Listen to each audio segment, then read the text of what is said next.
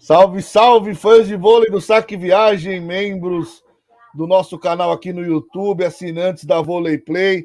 Estamos aqui, Kaká Bizoc e eu, para mais uma gravação especial para vocês, exclusiva para vocês que ajudam e contribuem com o nosso trabalho aí durante o ano. E a gravação de hoje a gente vai falar das 10 maiores Sérvias da história, uma seleção que vem crescendo com o tempo aí, já se configurou aí entre as principais, né? Já está estabilizado entre as principais do mundo. Kaká Bizoc, como foi fazer a lista dessas Sérvias? Teve alguma dificuldade em relação aos nomes? Nomes todos parecidos, assim, é complicado às vezes diferenciar uma da outra, hein, Kaká? Vixe, como foi difícil. Não foi difícil não, Rafa. Olá todo mundo, obrigado aí por mais uma vez estar acompanhando essa nossa brincadeira, né? Brincadeira da qual você faz parte, porque o grande barato dessa escolha das 10 melhores é que você também contribua para, né, confrontar a escolha das 10 que eu faço. E não foi muito difícil não, Rafa, porque a história da Sérvia no voleibol feminino ela é muito recente, né? Por volta de 2005, 2006, que a Sérvia começa a ter equipes mais competitivas no voleibol, nos campeonatos europeus, nos campeonatos internacionais. Então, é uma geração muito recente. A gente não precisa voltar tanto no tempo para buscar as melhores. E como a Sérvia também tem uma característica de mudar muito pouco, né? Isso vem também do masculino, desde aquela seleção campeã olímpica em 2000 espetacular, a gente não conhece muitos reservas da Sérvia, né? E com as meninas acontece a mesma coisa. A gente vê um time titular, um time base que se mantém até o limite. Então, se a gente considerar que a história da Sérvia feminina é recente, né? 2005, 2006, aí a gente tem quase que 15 anos, a gente tem praticamente 2 gerações para fazer a escolha. E numa equipe que não muda tanto, não foi tão difícil não, viu, Rafa? Acho que o mais difícil são os nomes ali, né? Terminar, pronunciar certinho. E que você falou de poucas mudanças, né? Também com o mesmo técnico há mais tempo, até do que o Zé Roberto tá. Aí fica explicado por que poucas mudanças. Ele tira o máximo do jogador até o limite. Então, aqui é o técnico é o Zoran Terzic, né? Pra gente não falar dele e não citar o nome. Tá aí citado o nome do técnico sérvio que entrou para a história também. Bora começar a lista, Kaká, com a Jelena Nikolic, ponteira. Explica aí para o nosso assinante por que da Jelena Nikolic. A Nikolic foi a ponteira principal dessa primeira leva, né, dessa primeira geração da Sérvia, e se manteve como referência também na formação dessa Sérvia que hoje a gente conhece.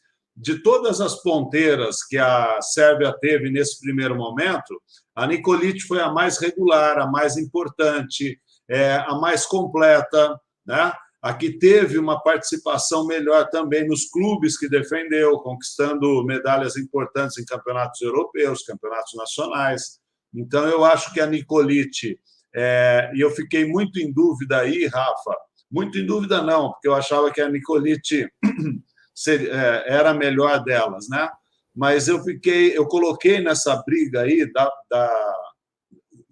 quando eu estava escolhendo a Nikolic, a Spasojevic e a Djercilio, né? Que foram 2 ponteiras também importantes da Sérvia, mas que não tiveram tanta relevância assim como a Nikolic.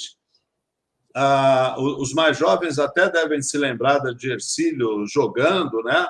Mas ela nunca se firmou realmente como uma grande ponteira da Sérvia que merecesse ser titular.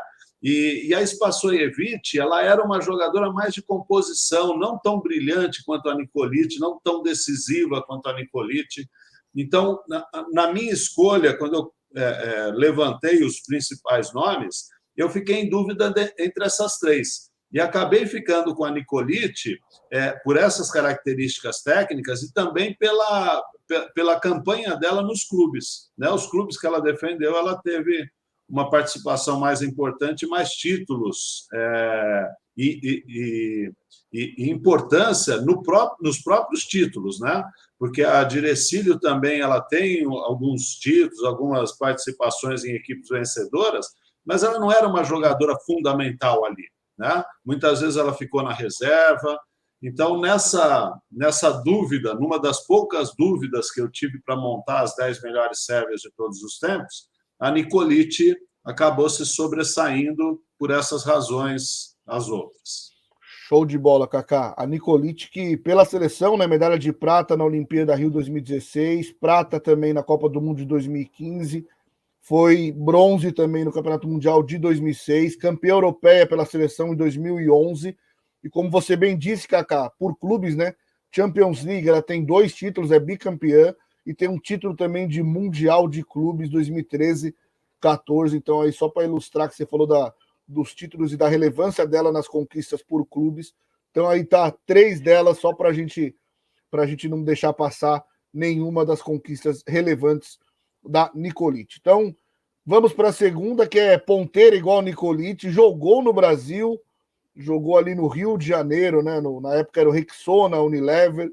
Brankica Mihailovic, Kaká, essa daí é bem conhecida do fã brasileiro. E quais eram as principais características dela, as virtudes, o que fez ela entrar nessa lista aí das melhores sérvias?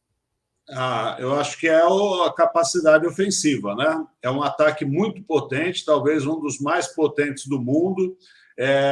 Ultimamente ela tem sofrido muito com contusões, não é a mesma Mihailovic que a gente conheceu do início de carreira, né? Da evolução dela na seleção da Sérvia, mas é uma jogadora espetacular, uma jogadora muito importante para a Sérvia nesse momento. E não nesse momento imediato, né? Num momento que eu digo estendido desse protagonismo da Sérvia no voleibol internacional. Então, a Mihailovic, apesar de hoje ela não viver um momento muito pleno, né? No que ela tem de melhor, que é a força física, que é a potência de ataque, de saque, a Mihailovic, para mim, ela é talvez a melhor ponteira que a Sérvia já teve, né, por todas essas características. Falha um pouco na recepção, é verdade, mas quem não falha na recepção na Sérvia, né? É verdade. E atualmente no cenário mundial aí, poucas têm essa qualidade de recepção, hein, Kaká? Boa, então tá aí, ó. Brankica Mihailovic, a segunda da lista. A gente sai da ponta, vai para o meio, para uma jogadora, né? Eu já vou colocar as imagens aqui, a galera já vai saber, mas eu vou iniciar falando um pouquinho dela. Uma jogadora que por muito tempo foi a referência, né? Acredito que já esteja assim na parte derradeira da carreira pela seleção e até por clubes, mas é uma jogadora importantíssima, né? Milena Hasic. E agora a palavra é toda sua, Kaká. Explica aí detalhes da Milena Hasic. Pela longevidade e por ser, na minha opinião, a melhor central que a Sérvia já teve até hoje, né? E eu não estou falando só da seleção, da campanha da Hasic pela seleção, mas por clubes, né? Ela é uma das maiores vencedoras do voleibol internacional jogando por clubes. E o destaque para mim na Hasic fica por conta do bloqueio. É uma pena, na minha opinião, que ela não receba tantas bolas, porque ofensivamente também a Hasic é muito boa, mas o bloqueio dela eu acho que supera o rendimento de ataque.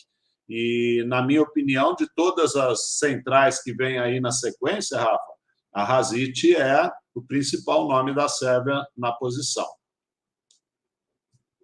Perfeito. Então, Hasic aí que foi medalha de prata Rio 2016, medalha de bronze em 2021 lá em Tóquio, campeã mundial em 2018, prata na Copa do Mundo de 2015, tem 2 títulos de Champions League pelo Vakif Bank, né? Um time que ela jogou por muito tempo. Então tá aí Milena Hasic, a primeira das centrais da lista. E agora vamos para a segunda já, Kaká. Já vamos seguir no meio de rede. Mina Popovic, Kaká.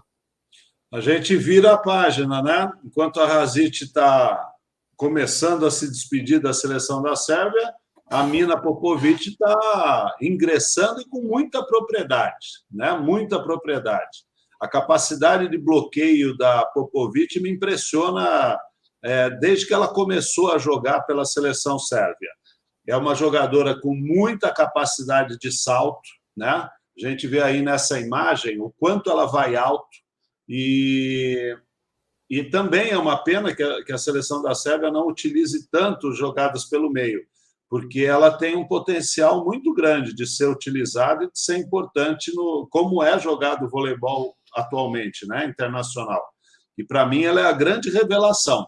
Se ela mantiver essa pegada que ela está no começo de carreira, ela talvez até venha superar a Rasic, porque ela é uma jogadora, na minha opinião, mais completa. Mas precisa escrever a história, né, Rafa? A gente não dá para cravar numa promessa aí que vai ser grande até o fim, né?